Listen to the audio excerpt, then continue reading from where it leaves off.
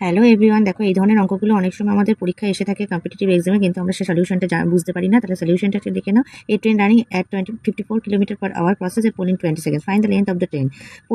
ফার্স্টে কি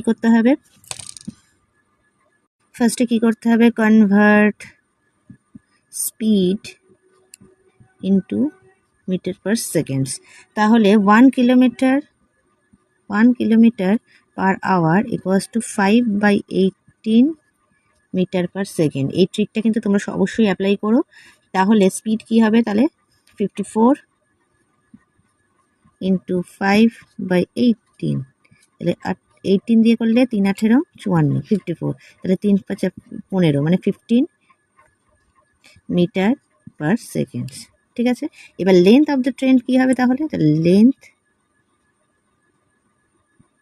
এটা কিন্তু ধরো স্পিড তোমাদের হয়ে গেল। তাহলে length of the train 15 into এই যে 20, তাহলে হচ্ছে 300 মিটার।